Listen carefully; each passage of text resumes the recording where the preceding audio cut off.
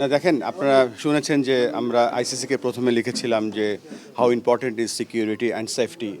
আমাদের স্কোপ আছে হচ্ছে খেলোয়াড়দের দেখা, কিন্তু খেলোয়াড়ের বাইরে যে বড় একটা জনগোষ্ঠী আছে, আমাদের সাংবাদিকরা আছেন, আমাদের ক্রিকেট স্পন্সররা আছেন, আমাদের ক্রিকেটের লাভাররা আছেন, অনেক খেলা দেখতে যাবে, সমস্ত সিকিউরিটি তো ক্রিকেট বোর্ডের পক্ষে দেওয়া বা জিজ্ঞেস করা সম্ভব নয়। এই জন্য আমরা সরকারের নির্দেশনা নিচ্ছি, কারণ আপনারা জানেন যে আমাদের যে কোনো বিদেশ ট্রিপে যাওয়ার সময় আমাদের গভর্নমেন্ট অর্ডার লাগে। তো সেই অর্ডারটার পজিশনটা আমরা জানতে এসেছিলাম, আমরা জেনে গিয়েছি যে আমরা সকলে একসাথে এই যে সেফটি এবং সিকিউরিটি যদি ইমপ্রুভ না করে আমরা এই বিশ্বকাপে আমরা ফাইট করে যাব ফর আওয়ার রাইটস। সম্পূর্ণ না, এটা তো আমরা তো একটা ভ্যালিড রিজন নিয়ে কথা বলছি বা আমরা রেজ করছি। আমরা তো এতগুলো বিশ্বকাপ খেলেছি, কখনো এই ধরনের কথা বলিনি। আমাদের কাছে মনে হচ্ছে তাই আমরা এটা রেজ করেছি স্ট্রংলি। আইসিসি যদি বলে যে না আপনাদের এখানেই খেলতে হবে, তখন আপনারা সিদ্ধান্ত পরিবর্তন করবেন কিনা? না, আইসিসিকে আমরা বোঝাবো, আমাদের মন্ত্রী মহোদয় যেভাবে বলে গেলেন আমরা বোঝাবো। কেননা দেখেন, পূর্বেও কিন্তু সিকিউরিটির কারণে বিভিন্ন এই ধরনের ইভেন্ট হয়েছে, এবং আপনারা জানেন যে হাইব্রিড বিশ্বকাপ যে হচ্ছে সেটার মূল কারণটাই কিন্তু সিকিউরিটি। সো আমরা আশা করছি যে আমরা যে আমাদের রিজনগুলো আছে সেগুলো আমরা এস্টাবলিশ করতে পারবো।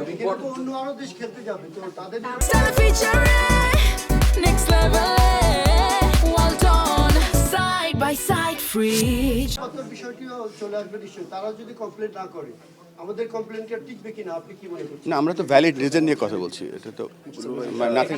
আর দেখেছেন তো মুস্তাফিজ যখন একটা খেলোয়াড়কেই যখন দেখলাম যে শৃঙ্খলা সিকিউরিটি দিতে অসুবিধা কারণেই তো তাকে বাদ দেওয়া হয়েছে, তখন একটা দল, একটা পুরো বাংলাদেশের জনগোষ্ঠী যারা খেলা দেখতে যাবে, এটা তো বিরাট ব্যাপার। না, লং টার্ম না, আমরা দেখেন আমাদের জাতীয় দল তৈরি করছি। আমরা আপনারা জানেন যে আমাদের টিম স্কোয়াড ঘোষণা করে দেওয়া হয়েছে। আমাদের কিন্তু এই বিপিএলটা অনুষ্ঠিত হচ্ছে, কিন্তু ওয়ান অফ দ্য রিজন যে টি-20 ফর্মেটে আমাদের টিমটা যেন ইউজ টু হয়, সব কিছু আমাদের দিক থেকে আমরা প্রস্তুতি রাখছি। সো আমাদের এখানে কোনো ছাড় নেই।